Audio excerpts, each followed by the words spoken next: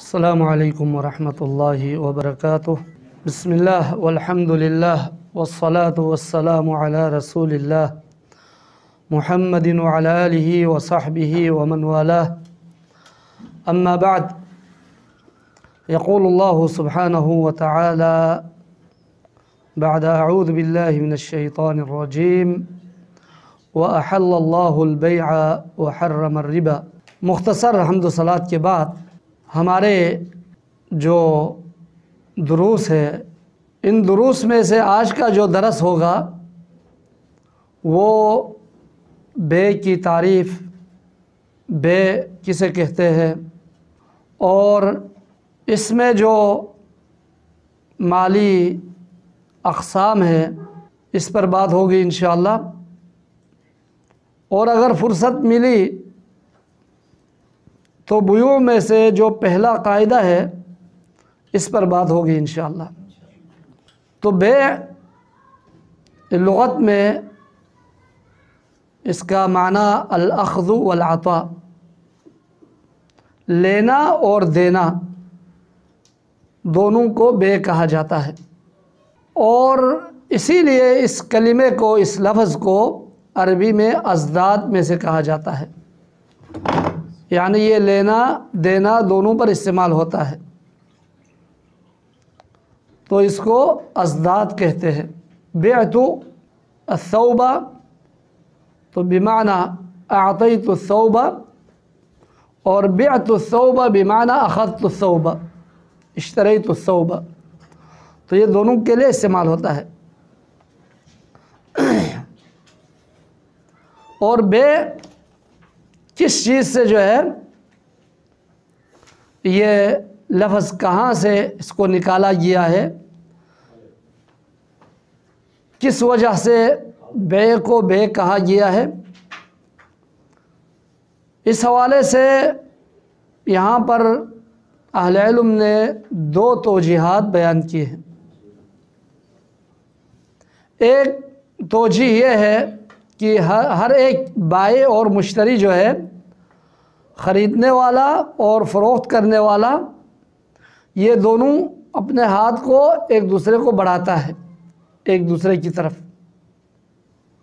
چیز دینے میں اور قیمت لینے میں۔ دوسری بات، عرب والے جو ہے ان کے ہاں یہ تھا کہ کاروبار جب مکمل ہو جائے، بے جب پورا ہو جائے تو وہ ایک دوسرے کو جو ہے ہاتھ ملاتے تھے۔ ان کی عادات میں سے ایک عادت جو ہے یہ تھی کہ وہ ایک دوسرے کو ہاتھ ملاتے تھے، اور اس کا مقصد یہ تھا کہ بے جو ہے، کاروبار لینا دینا وہ مکمل ہو چکا ہے، یہ معاملہ۔ ایک توجیہ تو یہ ہے۔ دوسری توجیہ جو ہے، باع کا معنی عربی لغت میں اس کے معانی میں سے ایک معنی، باع کا معنی ملکہ، مالک ہوا، باع یبیع ملک یملک، یعنی کسی چیز کا مالک ہونا۔ تو یہاں بے میں بھی کیا ہوتا ہے، بے میں فروخت کرنے والا وہ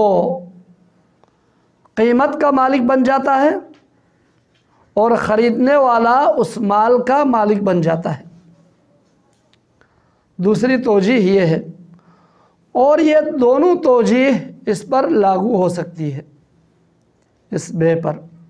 اور بے کی جو اصطلاحی تعریف ہے، اس میں اہل علم نے بہت ساری تعریفات بیان کی ہیں۔ ان میں سے ایک تعریف تو یہ ہے، مبادلۃ المال بالمال تملیکا و تملکا علی سبیل التراضی۔ مبادلۃ المال بالمال تملیکا و تملکا علی سبیل التراضی، یعنی ایک دوسرے کو مال کا تبادلہ کرنا۔ تبادلہ، یہ مبادلہ جو ہے مفعلہ کے وزن پر ہے، بادل یبادل، مبادلہ سے یعنی تبادلہ کرنا، مال کا ایک دوسرے کے لیے تبادلہ کرنا۔ خریدنے والا وہ اپنی جو قیمت ہے وہ تبادلہ کرتا ہے بیچنے والے کو، اور بیچنے والا جو ہے اپنا مال کا تبادلہ کرتا ہے خریدنے والے کو قیمت کے بدلے میں۔ مبادلۃ المال بالمال تملیکاً و تملکا، تملیکاً دوسرے کو مالک بناتے ہوئے۔ اب جب بیچنے والا وہ اپنا مال دوسرے کو جب دے دیتا ہے تو دوسرے کو اس کا وہ مالک بناتا ہے، وہ تملکاً اور وہ خود جو ہے مالک بنتے ہوئے۔ اب وہ بیچنے والا کس طرح مالک بنے گا؟ دوسرے کی قیمت کا وہ مالک بنے گا، اور وہ اپنا جو مال تھا وہ دوسرے کو جب وہ دیتا ہے تو دوسرے کو اپنے مال کا مالک بنایا۔ یہ سب علی سبیل التراضی، کہ ایک دوسرے کے رضامندی کے طور پر۔ تو بے میں رضامندی ضروری ہے، رضامندی کے بغیر بے ہو ہی نہیں سکتا۔ اسی لیے اللہ تعالیٰ نے فرمایا الا ان تکون تجارتا عن تراض منکم۔ تو یہ تجارت میں رضامندی ضروری ہے۔ ایک تعریف تو یہ ہے۔ دوسری تعریف اہل علم یہ بیان کرتے ہیں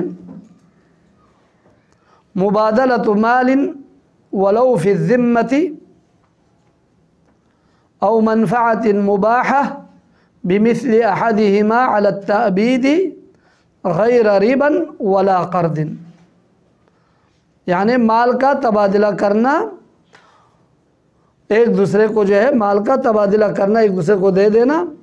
اب اس میں مال سے مراد کیا ہے؟ اب مال سے مراد جو ہے وہ چیز جس سے فائدہ اٹھایا جاتا ہو، وہ چیز جس سے فائدہ اٹھایا جاتا ہو اور وہ ملکیت کے قابل ہو، اور وہ ملکیت کے قابل ہو تو اس کو مال کہا جاتا ہے۔ اب مال کو مال کیوں کہا گیا ہے، اس حوالے سے بھی یہاں پر علماء لغت بتاتے ہیں کہ مال کو مال بھی اس لیے کہا گیا کہ انسان کی طبیعت اس کی طرف مائل ہوتی ہے، انسان کی طبیعت اس چیز کی طرف مائل ہوتی ہے، اس لیے مال کو مال کہا گیا۔ اسی لیے ایک شعر بھی ہے رأيت الناس قد مالوا إلى من عنده مال ومن لا عنده مال فعنه الناس قد مالوا، یعنی میں نے لوگوں کو دیکھا وہ مائل ہوتے ہوئے کہاں پر؟ إلى من عنده مال، اس شخص کی طرف جس کے پاس مال ہو، ومن لا عنده مال، اگر جس کے پاس مال نہ ہو تو فعنه الناس قد مالوا، اس سے لوگ جو ہے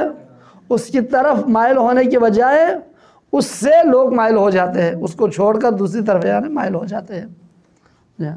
تو مال کا معنی جو ہے مائل ہونا، جس کی وجہ سے مال کو مال کہا گیا۔ اب یہاں پر جو مال ہے وہ اس سے مراد جو ہے وہ ہر وہ چیز جس سے فائدہ اٹھایا جا سکتا ہو، اس کو مال کہا جاتا ہے۔ اب اس میں صرف جو آج کل ہمارے معاشرے میں جو عام ہے مال، یعنی صرف پیسے کو کہا جائے، یا کاروبار جو ہے خرید و فروخت صرف پیسہ، ایک طرف پیسہ اور دوسری طرف جو ہے کوئی چیز ہو، یہ خرید و فروخت ہے، اسی کو کاروبار کہا جاتا ہے۔ یہ صرف یہ کاروبار نہیں ہے، یہ بھی کاروبار ہے، اس کے علاوہ کاروبار جو ہے بیع، اس کا معنی بہت وسیع ہے۔ کبھی ایک طرف مال ہوتا ہے یعنی عام چیز ہوتی ہے، دوسری طرف جو ہے دوسری طرف پیسہ ہوتا ہے۔ اب میں جب موبائل خریدتا ہوں آپ سے، تو آپ کے پاس موبائل ہے، میں نے آپ کو پیسے دینا ہے، یعنی میرے پاس پیسہ ہے تو میں پیسہ دے کر موبائل خریدتا ہوں۔ کبھی ایسا بھی ہوتا ہے کہ ایک دوسرے میں جو ہے وہ دونوں طرف جو ہے پیسہ نہیں ہوتا، کوئی دوسری چیز ہوتی ہے۔ اب میں آپ کو موبائل دیتا ہوں اور آپ سے میں موبائل لیتا ہوں، آپ کا موبائل، میں اپنا موبائل آپ کو دیتا ہوں، آپ کو موبائل میں لیتا ہوں، یہ بھی جو ہے کاروبار، یہ بھی بے ہے۔ اور اسی طرح جو ہے اور بھی چیزیں، آپ کے پاس جو ہے پیسہ ہے، میرے پاس چیز ہے، تو میں آپ کو پیسہ کے بجائے مجھے پیسے کی ضرورت تھی، اب میرے پاس پیسہ نہیں ہے تو میں اپنی چیز جو ہے آپ کو دے دیتا ہوں اور آپ سے میں پیسہ لیتا ہوں، تو یہ بھی کاروبار، یہ بھی جو ہے بے ہے۔ تو بے کا معنی جو ہے یہ انتہائی وسیع ہے، یہ صرف ایک طرف پیسہ ہو اور دوسری طرف ایک چیز ہو یہ نہیں، بلکہ یہ ہر وہ فائدے کی چیز جو ایک دوسرے کے ساتھ تبادلہ کرے ملکیت کے طور پر، تو اس کو جو ہے بے کہا جاتا ہے۔ اب اس تعریف کی روشنی میں مبادلۃ مال، اس کی تشریح تو ہو چکی ہے۔ ولو فی الذمہ، اگرچہ وہ جو ہے ذمے میں ہو، ان میں سے ایک کے ذمے میں ہو، بائی کے ذمے میں یا مشتری کے ذمے میں، تو یہ جو ذمہ ہے، کبھی وہ ذمہ وہ چیز سامنے ہوتی ہے۔ اب میں کہتا ہوں میں آپ کو فلان یہ موبائل میں آپ کو بیچ رہا ہوں، اب اس موبائل کی طرف اشارہ کر رہا ہے، یا یہ کتاب میں آپ کو جو ہے بیچ رہا ہوں، اب یہ کتاب بیائی نہیں، اس کتاب کی طرف جو ہے میں نے اشارہ کر لیا۔ یا کبھی ایسا ہوتا ہے ذمے میں سے مراد کہ وہ چیز میرے پاس ابھی نہیں ہے، میں کہتا ہوں کہ میرے پاس جو ہے آفس میں ہے، تو آفس سے میں آپ کو فلان میری وہ کتاب صفات بھی اور اس کی جو ہے پبلشر بھی اور اس کے اوراق بھی سب کچھ میں آپ کو بتا دیتا ہوں کہ اس نوعیت کے اس صفات کی جو ہے اس نوعیت کی اس صفت کی کتاب موجود ہے میرے پاس، تو میں وہ آپ کو دینا چاہتا ہوں۔ یا میں آپ سے کہتا ہوں کہ میرا جو ہے فلان کسی اور شہر میں میرا گھر ہے، میں آپ کو وہ بیچ رہا ہوں، اب وہ ساری صفات اور ساری مواصفات جو ہے میں آپ کو بیان کر رہا ہوں، گھر میں فلان اتنے کمرے ہیں، اتنے واش روم ہے، فلان اس میں اتنا کچن ہے، سب کچھ بتا دیتا ہوں، اور کمروں کی جو مساحت ہے مسافت ہے سب کچھ میں آپ کو یعنی بتا دیتا ہوں کہ وہ گھر میں آپ کو بیچ رہا ہوں۔ اب وہ چیز میرے پاس ابھی نہیں ہے، کبھی وہ چیز سامنے ہوتی ہے، کبھی وہ چیز سامنے نہیں ہوتی لیکن دوسری جگہ پر ہے، لیکن اس صورت میں مجھ پر فرض ہے کہ میں اس کی ساری صفات جو ہے آپ کو سامنے کھول کھول کر بیان کروں۔ دیکھیے کبھی یہ بھی ہوتی ہے، کبھی ایک صورت یہ بھی ہوتی ہے کہ وہ چیز بالکل ہے ہی نہیں، ابھی وہ چیز ہے ہی نہیں، لیکن میں نے آپ کے لیے بعد میں ابھی آپ سے میں نے قیمت لے لی اور میرے ذمے میں نے آپ سے کہا کہ میں وہ چیز آپ کو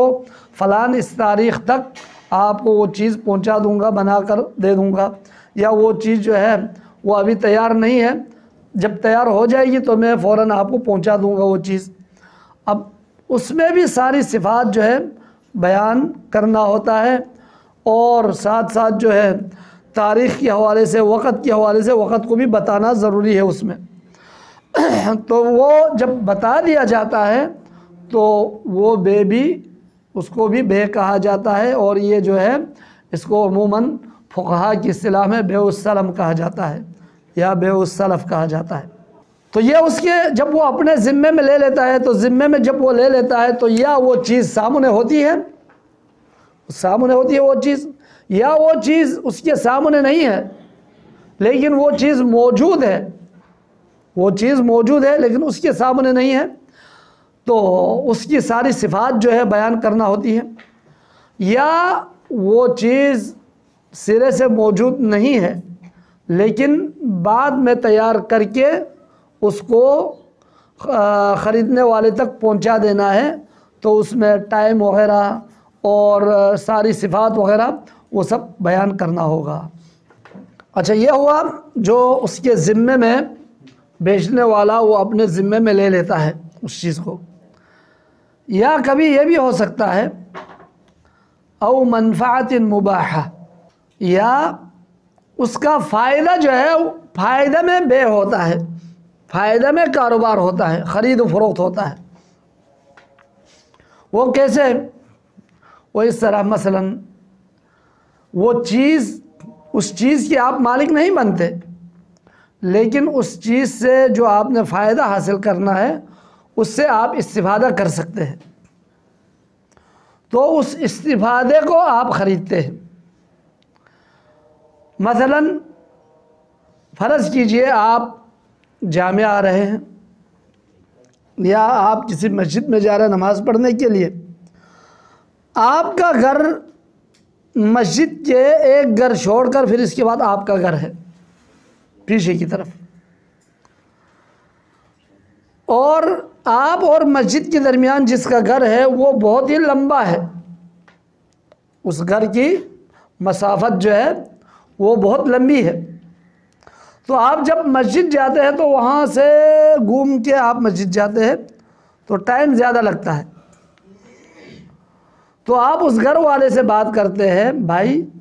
میں مسجد جانے کے لیے جو ہے بہت دور چکر لگا کر جو ہے مسجد میں مجھے آنا پڑتا ہے، تو اگر آپ چاہیں تو میں آپ کے گھر کے بیچ سے جو ہے ایک راستہ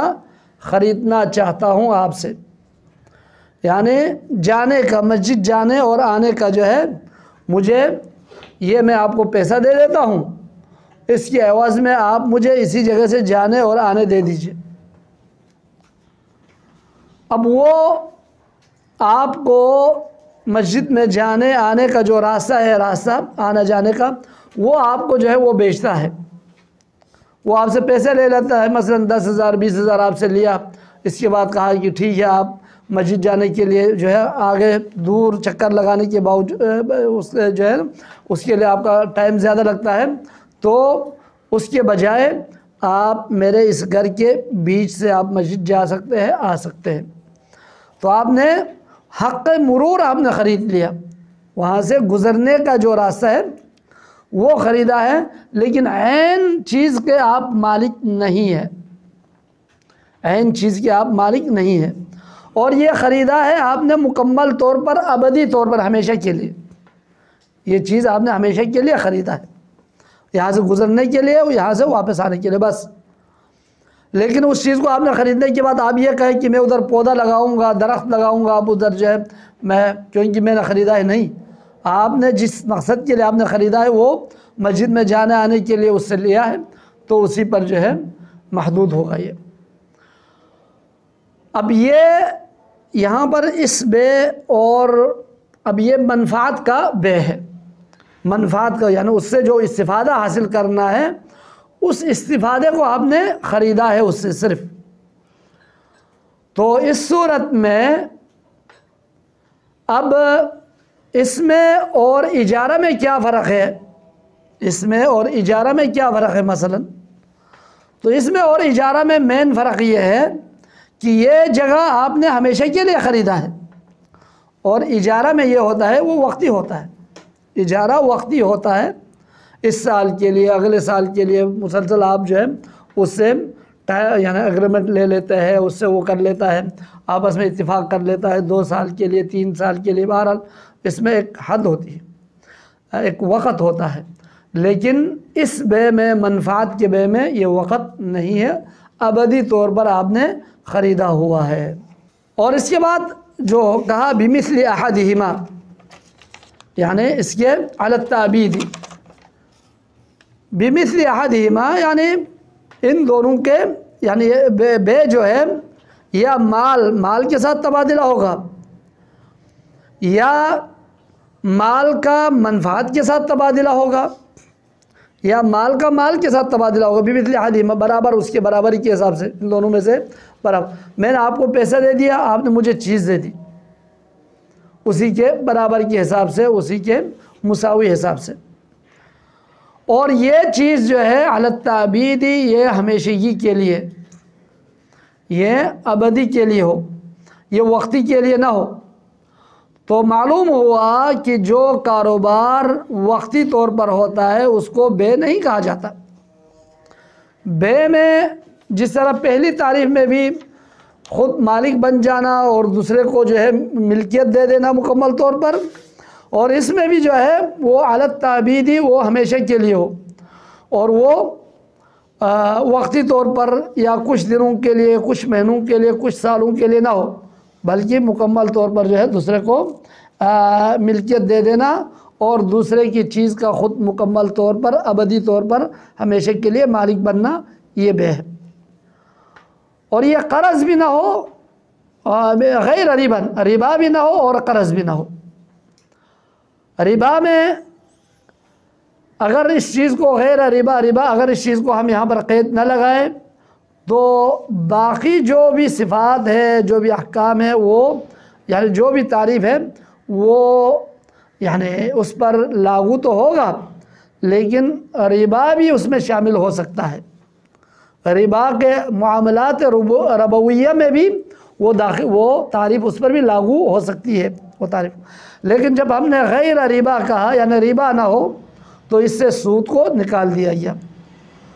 تو سودی کاروبار جو ہے وہ تو ظاہر سی بات ہے اور واضح ہے، وہ تو حرام ہے، وہ جائز نہیں ہے۔ اور قرض بھی نہ ہو، قرض میں بھی ہوتا تو یہی ہے کہ میں نے آپ کو دے دیا ایک چیز، تو یہ قرض جو ہے یہ عقود مرافقات میں سے ہے، یہ آ جائے گا ابھی انشاءاللہ۔ تو قرض میں یہ ہوتا ہے کہ احسان ہوتا ہے، اس میں ایک دوسرے کا جو ہے تعاون ہوتا ہے، اور بے میں جو ہے وہ ہر ایک اپنے اپنے ضرورت کے حساب سے لے لیتا ہے، ہر ایک اپنے اپنے ضرورت کے حساب سے لے لیتا ہے، دے دیتا ہے، جبکہ قرض میں جو ہے یہ عقود مرافقہ کہا جاتا ہے۔ اس لیے ابھی عقود کے جو اقسام ہیں اس میں انشاءاللہ ہم بات کریں گے، وہ یعنی عقود کے جو مالی جو عقود ہے اس میں کئی اقسام ہیں، وہ اس پر جو ہے قرض کے حوالے سے بھی بات ہوگی انشاءاللہ۔ تو قرض بھی اس میں سے، اس تعریف میں قرض بھی شامل نہیں ہے، قرض بھی اس میں داخل نہیں ہوگا، کیونکہ اور قرض کو علماء کی اصطلاح میں بے نہیں کہا جاتا۔ اس کے بعد جو ہمارا جو اصل چیز ہے یہ بے کے حوالے سے بات ہو رہی ہے، اور یہ معاملات مالیہ کے اعتبار سے، معاملات کی بھی بہت ساری اقسام ہیں، ان میں سے معاملات مالیہ جو مالی معاملات ہیں، الاحکام الشرعیہ المنظمہ لتعامل الناس فی المال، جو مال میں شرعی جو احکام ہیں، لوگوں کے جو معاملات ہیں وہ مالی اعتبار سے اس پر انشاءاللہ یعنی اسی پر ہی بات ہوگی، اور بے کا تعلق اسی سے ہی ہے، اسی مالی معاملات سے ہی ہے۔ تو مالی معاملات میں جو عقود ہے، عقود یعنی عقد جو ہوتا ہے جس میں لین دین ہوتا ہے، کاروبار ہوتا ہے، اس کے کئی اقسام ہیں۔ پہلی بات تو یہ ہے کہ عقود حکم کے اعتبار سے عقد کی دو قسمیں جمہور کے نزدیک اور احناف کے نزدیک تین قسمیں ہیں، یعنی عقد صحیح اور عقد فاسد۔ جمہور کے نزدیک ہر وہ عقد جس میں تمام شروط پائی جائے اور موانع جو ہے اس میں نہ ہو، اور اس کے یعنی اس عقد پر جو ہے اس کے آثار مرتب ہو جائے، اس کے آثار لاگو ہو جائے، تو اس کو عقد صحیح کہا جاتا ہے۔ جو عقد صحیح کی تعریف اہل علم یہ بیان کرتے ہیں، هو العقد الذي اجتمعت فيه الشروط وانتفت الموانع وترتبت آثاره، عقد صحیح۔ اب عقد یعنی صحیح اور غیر صحیح ہونے کے اعتبار سے جمہور کے نزدیک دو قسمیں ہیں۔ اب وہ کیا ہے؟ عقد صحیح اور عقد فاسد۔ عقد صحیح کی تعریف بیان کرتے ہوئے اہل علم لکھتے ہیں، هو العقد الذي اجتمعت فيه الشروط وانتفت الموانع وترتبت آثاره۔ تو جب کہا جائے کہ یہ عقد جو ہے صحیح ہے تو اس سے مراد یہ ہے کہ اس میں ساری شرطیں پائی جاتی ہیں اور سارے موانع اس میں موجود نہیں ہے، موانع میں سے کوئی بھی مانع اس میں موجود نہیں ہے، اور اس پر وہ عقد جو ہے اس عقد کے صحیح ہونے کے آثار لاگو ہو جاتے ہیں۔ جبکہ اس کے مقابلے میں دوسرا جو عقد ہے وہ ہے دوسرا عقد فاسد۔ عقد فاسد کی تعریف بیان کرتے ہوئے اہل علم لکھتے ہیں، وهو العقد الذي تخلف فيه شرط من الشروط او قام مانع من الموانع، وہ عقد جس کے جو ہے شرائط میں سے کوئی شرط جو ہے رہ جائے، یا کوئی موانع میں سے کوئی مانع جو ہے اس میں آ جائے، رکاوٹوں میں سے کوئی رکاوٹ آ جائے، تو اس صورت میں جو ہے وہ اس عقد کو عقد فاسد کہا جاتا ہے۔ احناف کے نزدیک عقد کی 3 قسمیں انہوں نے بیان کی ہیں: عقد صحیح جمہور کے ساتھ، اور اس کے بعد انہوں نے کہا عقد فاسد اور عقد باطل۔ عقد فاسد اور عقد باطل جمہور کے نزدیک ایک ہے، جمہور کے نزدیک، جبکہ احناف کے نزدیک جو ہے وہ یہ کہتے ہیں کہ فاسد سے مراد وہ ہے جو کسی وصف میں کوئی خلل آ جائے اور وہ خلل بعد میں دور کر دیا جائے تو وہ عقد جو ہے صحیح کی طرف جائے تو اس کو عقد فاسد کہا جاتا ہے۔ اگر اس میں وہ وصف دور نہیں کیا گیا تو اس صورت میں وہ فاسد ہے، فاسد رہے گا۔ اب اگر وہ وصف اگر دور کر دیا گیا تو پھر وہ صحیح ہو جائے گا، یعنی فاسد سے مراد وہ ہے جو بعد میں اصلاح کی ممکن ہو۔ عقد فاسد وہ خراب عقد، وہ فاسد عقد جس کو بعد میں بھی اصلاح کی جائے، جس کی بعد میں اصلاح کی جائے، اس کو عقد فاسد کہا جاتا ہے۔ اور عقد باطل اس عقد کو کہتے ہیں وہ کہ جو کسی یعنی شرطوں میں سے کوئی شرط نہ پائی جانے کی وجہ سے، نہ ہونے کی وجہ سے، یا موانع میں سے کوئی مانع آنے کی وجہ سے وہ باطل ہو جائے، جس کا بعد میں بھی اصلاح ممکن نہ ہو، جس کا بعد میں بھی اصلاح ممکن نہ ہو۔ یہ جمہور کے نزدیک جو عقد فاسد ہے اسی کو احناف عقد باطل کہتے ہیں۔ اور انہی عقود کے حوالے سے اہل علم یہ بیان کرتے ہیں کہ عقد کی جو ہے اس کے کئی اقسام اور کئی انواع ہیں۔ عقود کے جو ہے بہت سارے اقسام ہیں۔ عقود ہے جس طرح کی عقود معاوضات، عقود تبرعات، اور عقود ارفاق، عقود توثیقات اور عقود امانات، یہ سب یعنی عقود کے اقسام میں سے یعنی کچھ اقسام ہیں۔ تو سب سے پہلی بات جو ہے ہمارا درس کا جو تعلق ہے وہ عقود معاوضات کے ساتھ ہے۔ عقود المعاوضات، عقود المعاوضات یہ ہوتا ہے کہ دونوں طرف سے عقد ہوتا ہے، دونوں طرف سے عقد ہوتا ہے۔ تکون بین الطرفین یبذل کل واحد منہما عوضا، ہر ایک جو ہے ہر ایک اپنی طرف سے جو بدل ہے وہ خرچ کر لیتا ہے، اب بائی کی طرف سے بھی اور مشتری کی طرف سے بھی، دونوں طرف سے جو ہے یہ عقد ہوتا ہے۔ اس کو کہتے ہیں عقود المعاوضات۔ اس میں مثلا عقد معاوضہ جو ہے یعنی جو بے ہے ہمارا جو کاروبار کے ساتھ، جس کا جو ہمارے درس کا جو تعلق ہے، اب ایک شخص کہتا ہے کہ میں اپنی گاڑی جو ہے بیچنا چاہتا ہوں، تو جب وہ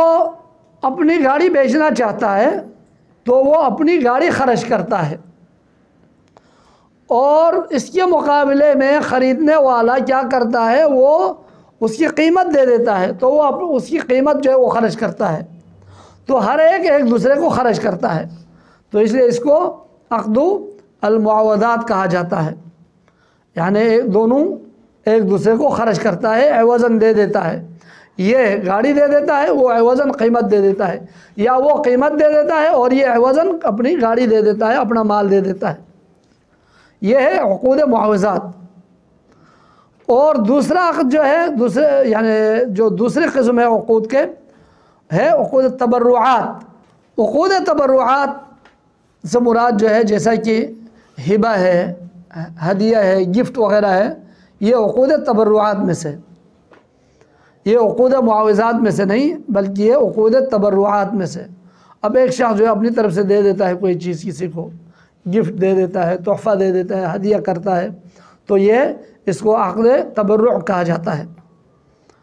تبرعات کی۔ اب اس میں عوض نہیں ہوتا ہے، اس کے جب میں آپ کو کوئی چیز دے دی گفٹ کے طور پر، تو یہ نہیں کہ میں آپ سے کہوں کہ آپ مجھے بھی تو دے دیں، یہ اس طرح جو ہے گفٹ وغیرہ دینے میں یہ نہیں ہوتا۔ البتہ دوسرا جو ہے ایک دوسرے میں جب محبت ہوتی ہے اور محبت بڑھتی ہے تو وہ اپنی طرف سے بھی کچھ دے دیتا ہے، یا عموماً جو ہے دوسرا اس سے بھی زیادہ اور اس سے بھی بہتر دینے کی کوشش کرتا ہے، یہ تو دوسری بات ہے۔ لیکن جب دے دیتا ہے دینے والا شخص، وہ اس شرط پر تو نہیں دیتا کہ دوسرا بھی مجھے دے دے، بلکہ اس کے اندر جو محبت ہے دوسرے کی، دوسرے کا جو مقام ہے اس کے دل میں، اس کو سامنے رکھتے ہوئے وہ اپنی طرف سے دے دیتا ہے۔ تو یہ عقود تبرعات ہے۔ اور کہا جاتا ہے کہ یہاں پر ایک چھوٹا سا قاعدہ یہ ہے کہ عقود التبرعات اوسع من عقود المعاوضات، عقود التبرعات اوسع من عقود المعاوضات، تبرعات کا جو عقد ہے وہ زیادہ وسیع ہے معاوضات کے عقد سے، یعنی بیوع کے عقد سے۔ یہ کیسے ہو سکتا ہے؟ بیوع جو ہے اور بیع و شراب جو ہے دیکھا جائے تو پھر وہ دنیا میں وہ بہت زیادہ ہے، لیکن تبرعات جو ہے ایک دوسرے کو گفٹ دینا، تحفہ تحائف وغیرہ، یہ کافی بہت کم ہے۔ لیکن اس کے باوجود بھی جو ہے اس قاعدے کا کیا مطلب ہے؟ اس قاعدے کا مطلب یہ ہے کہ عقود معاوضات میں جہالہ کا جو ہے یعنی اگر اس میں جہالہ ہو تو پھر وہ عقد جو ہے باطل ہو جاتا ہے۔ عقود المعاوضات میں یعنی بے کے اس میں جو ہے عقد میں اگر جہالت موجود ہو تو پھر وہ بے باطل ہو جاتا ہے، وہ بے باطل اور فاسد ہو جاتا ہے۔ جبکہ تبرع کے جو عقد ہیں اس میں جہالت کے لیے کوئی وہ نہیں ہے، اگر اس میں جہالت بھی ہو تو کوئی حرج نہیں ہے۔ اب ایک شخص جو ہے گفٹ دے دیتا ہے، یا وہ کہتا ہے یار میں آپ کو گفٹ دے دوں گا کچھ دنوں کے بعد،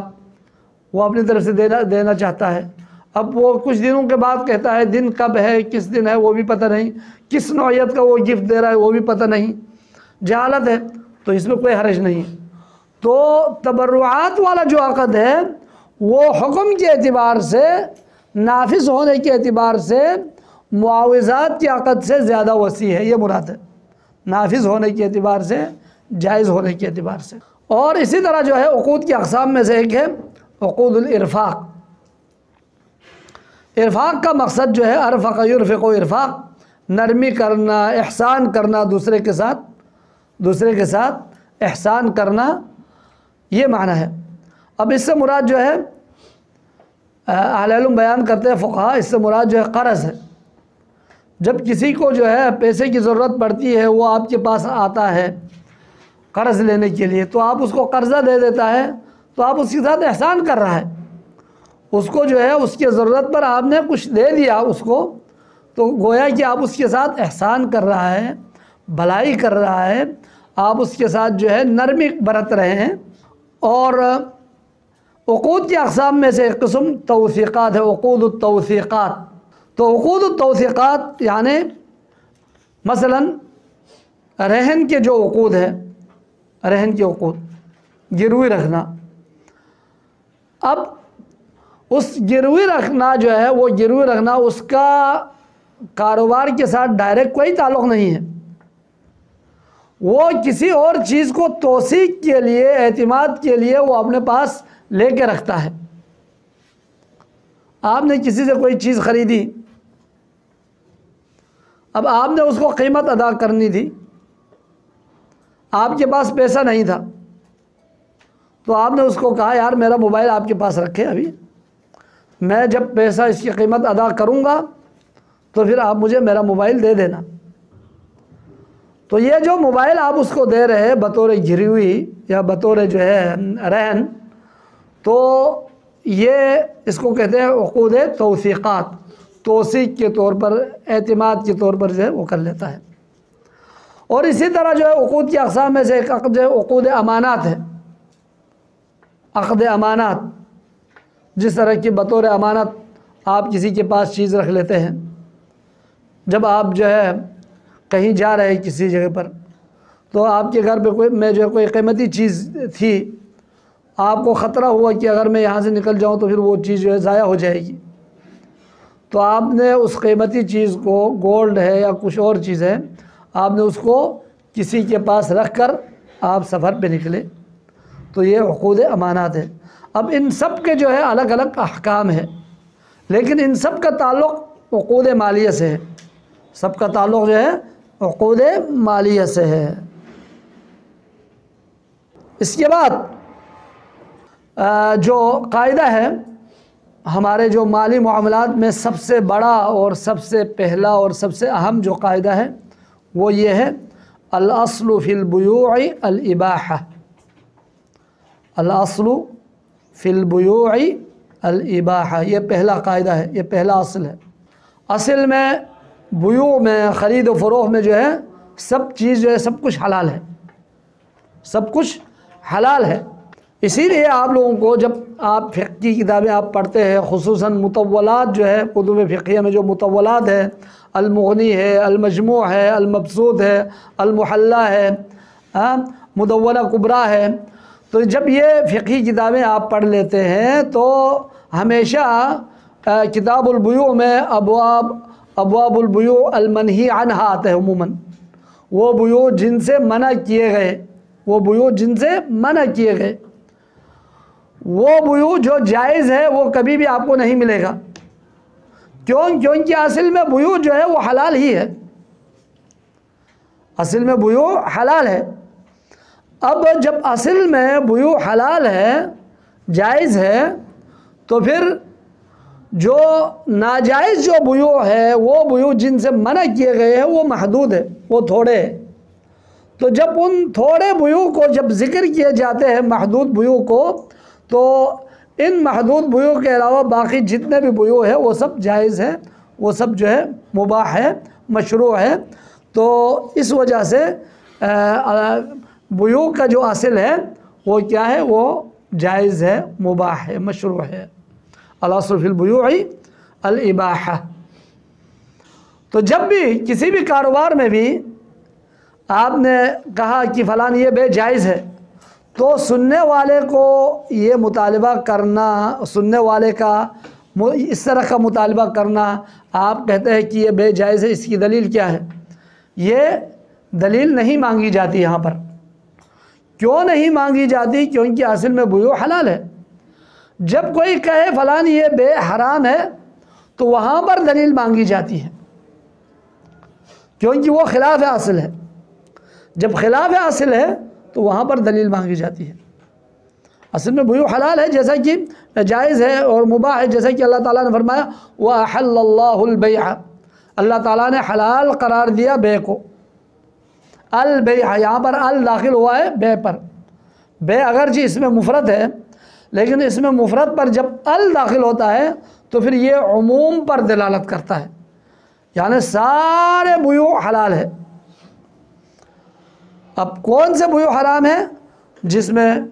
کوئی یعنی شرطوں میں سے کوئی شرط رہ جائے، یا رکاوٹوں میں سے کوئی رکاوٹ آ جائے، موانع میں سے کوئی مانع آ جائے، تو اس صورت میں وہ بے جو ہے وہ حرام ہوگا، وہ جائز نہیں ہوگا۔ لیکن اصل میں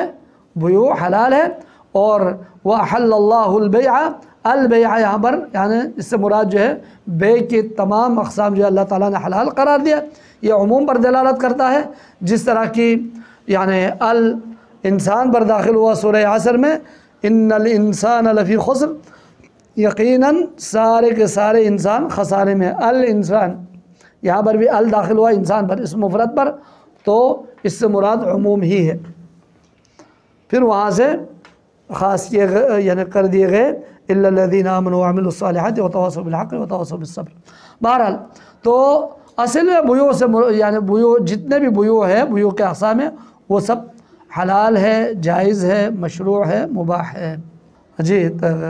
اس پر جو ہے مزید انشاءاللہ تفصیلی شرح یہ بعد والے درس میں انشاءاللہ ہوگا۔ اور باقی اللہ سے دعا ہے کہ اللہ تعالی ہمیں ان مسائل کو صحیح معنوں میں سمجھنے کی اور دوسروں کو بھی سمجھانے کی اور پھر ان پر عمل کرنے کی اللہ توفیق عطا فرمائے۔ وصلی اللہ وسلم علی نبینا محمد وعلی آلہ وصحبہ اجمعین۔